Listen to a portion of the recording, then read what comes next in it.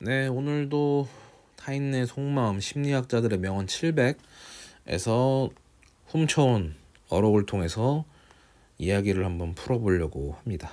네, 반갑습니다. 이번에 인물은 이제 심리학자 엘버트 앨리스라고 하고요. 정서행동 치료의 창시자라고 하네요. 잘 모르겠고요. 두 가지 정도의 어록을 한번 소개해보고자 합니다.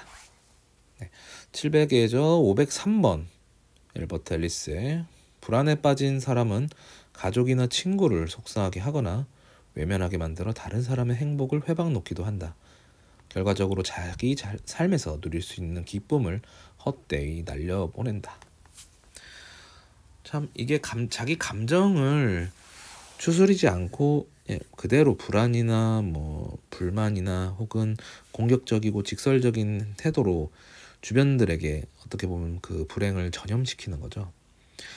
그러니까 자기 감정을 통제하지 못해서 벌인 결과물들이 결국은 주변의 관계나 가족들, 친구들, 그리고 사랑의 대상이든 다 멀어지게 만드는 악조건에 처하게 만들죠. 그럼 그 과정 속에서 상처를 입는 건 분명히 주변부 사람들뿐만 아니라 자기 자신의 인생까지도 파괴적으로 변하게 되겠죠. 제 이야기도 어떻게 보면 이와 같은 내용에서 벗어나지 않는다고 보거든요.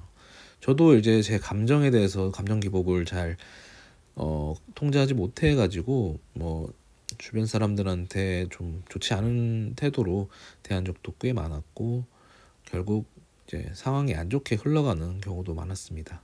그러고 나면은 결국 그 사람과의 관계는 끝나서 그 사람의 감정이 분명히 저에 대한 불쾌한 감정, 좋지 않은 감정도 있겠지만 결국 후회하는 건 제 자신이고 그 안 좋은 감정을 통제하지 못했던 그 순간순간들이 전부 좋지 못한 기억, 불행한 기억으로 남게 되기 마련이죠. 저와 같은 사례뿐만 아니라 좀 극단적으로 얘기하자면 정말 우울증이 심각해서 이제 극단적인 시도를 자주 했다거나 그 과정에서 결국 이제 목숨을 잃고 주변 사람들을 정말 트라우마 속에 빠지게 하면 그 경우에는 좀 더 최악의 상황인 거죠. 정말 자기 자신은 결국 생을 마감하고 주변에 남아있던 유가족이나 친구들은 그 기억이 평생에 이제 슬픔과 불행으로 남게 되는 거죠. 그렇기 때문에 이와 같은 상황 속에서 감정을 잘 이해하는 훈련이 필요하다고 봐요. 혼자서 하기 힘들 경우가 많기 때문에 꼭 이렇게 정서행동 치료뿐만 아니라 상담 같은 것도 다닐 수 있는 자세가 필요하다고 봅니다. 상담이나 이런 치료가 조금 오히려 이런 쪽이 부담스러운 경우면 차라리 병원 가서 약을 처방받는 것도 나쁘지 않다고 봐요. 이게 감정이라는 게 마치 우리 마음의 병이라고 이런 표현을 하지만 사실 호르몬적인 부분이라서 뇌나 혹은 장에 있는 혹은 신장에 있는 이런 세로토닌이나 노르에피네프린 혹은 도파민 이런 것들이 우리 호르몬 작용으로 인해서 발생하는 부분이기 때문에 이걸 조정할 수 있는 장치는 결국 일단은 현대 의학을 도움을 받는 것도 나쁘지 않겠죠. 약물 치료를 통해서 성격이 좀 더 나아지는 경향도 있기 때문에 저는 이런 거에 대한 부담감을 덜하고 차라리 이런 쪽으로 도움을 받아서 일상생활을 좀 행복하고 좀 더 기쁘게 살아갈 수 있는 게 오히려 좋다고 봐요. 나는 약을 먹기 때문에 혹은 약에 의존하기 때문에 이런 거에 대한 걱정이나 고민보다 이 도움을 받아서 편하게 어떻게 보면은 좀 지름길이라고 할 수 있겠죠. 찾아가는 과정까지가 오히려 힘든 일이지 딱 내 자신의 감정에 대해서 솔직하게 판단을 할 수 있는 분을 만나서 도움을 받는 게 더 중요하다고 보거든요. 저는 이런 식의 자기 감정을 좀 더 이해할 수 있고 통제할 수 있고 조절할 수 있고 이제 훈련할 수 있는 상황을 만들어줄 수 있다는 게 더 중요하다고 생각합니다. 어쩌면 제가 이런 글을 쓰거나 유튜브 라디오를 업로드하는 것도 말을 하면서 정리가 되는 경우도 있어요. 그러니까 내가 이런 말을 하면서 순간순간 이렇게도 해봐야겠구나. 그러니까 말을 하면서 행동이 개선될 수 있는, 행동이 교정될 수 있는 그런 것도 있기 때문에 한 번쯤은 누군가의 도움을 받아서, 누군가의 이야기를 들으면서 혹은 책을 읽으면서 도움을 받을 수 있는 상황을 자꾸자꾸 만들어 나가는 것이 좋다고 봅니다. 어록 하나 본다고 해서 해결되는 문제는 아니니까요. 네, 그 다음 두 번째가 제가 소개시켜주고 싶은 구절인데요. 사실 에버트 앨리스라는 인물을 뽑은 이유도 사실 이 구절 때문인 게 아닌가 할 정도입니다. 네, 518번이고요.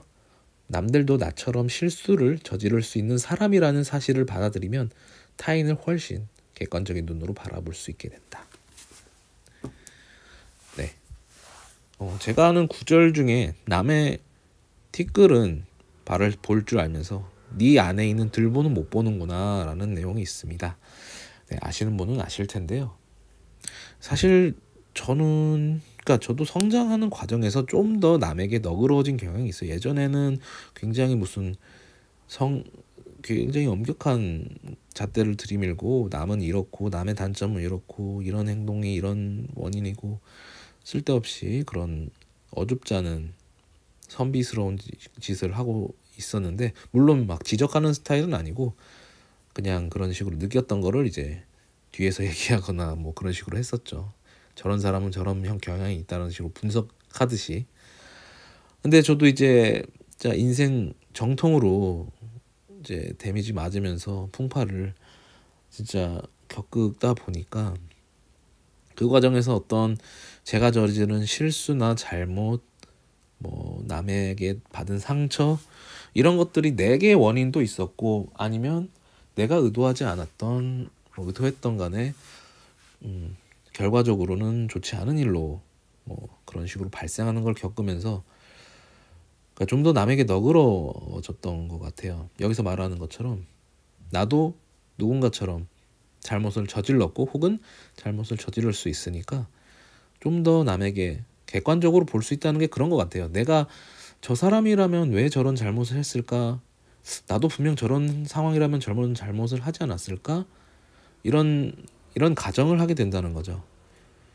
오히려 반대로 저 사람도 저런 잘못했으니까 나도 그럴래, 이런 합리화로 가는 거는 굉장히 자기 파괴적인 행위 같고요.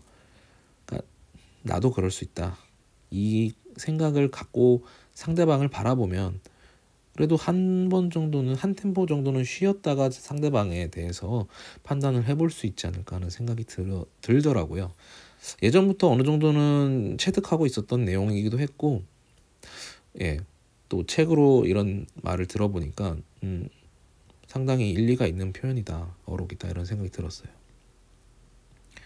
그러니까 저는 제 개인적으로 제가 했던 행동이나 이런 것 대해서 남이 생각하는 것보다 그 이상으로 저 스스로에게 엄하게 생각하고 살아가고 있습니다. 그래서 어떤 잘못이나 실수를 그렇게 생각하고 대신 남에게는 좀 더 잘 너그럽게 생각해야 된다고 이렇게 좀 훈련을 하고 있죠. 훈련 아닌 훈련을 하고 있고 나름 좀 잘 하려고 노력은 하고 있는데 그건 사실 모르죠, 어떻게 될지는.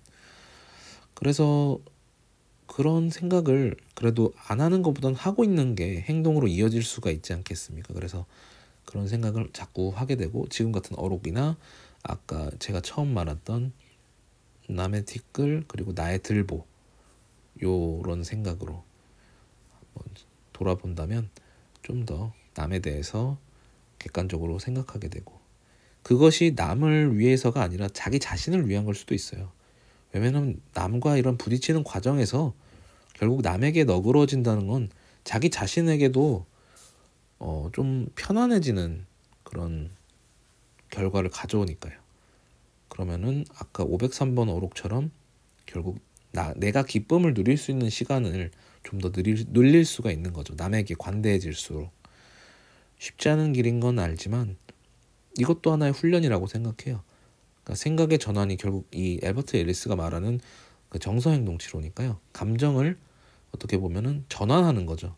불행하게 느껴지는 혹은 불안하게 느껴지는 이런 감정들을 전환해서 좀 더 너그럽고 관대롭고 혹은 행복감을 느낄 수 있는 정서로 만들어주는 치료라고 생각이 들어요. 이 과정은 물론 좀 더 전문가적인 상담 혹은 전문가의 서적 이런 것들을 참고하시면 좋을 것 같습니다. 네, 제가 좀 이 책에 대해서 계속 울거먹을 예정인데요. 앞으로도 참 재미없겠지만 또 이렇게 들어주셔서 너무나 감사드리고요. 이거 원테이크로 했다가 한번 날려먹었는데 이번에 어떻게 될지 모르겠네요. 예, 들어주셔서 감사합니다.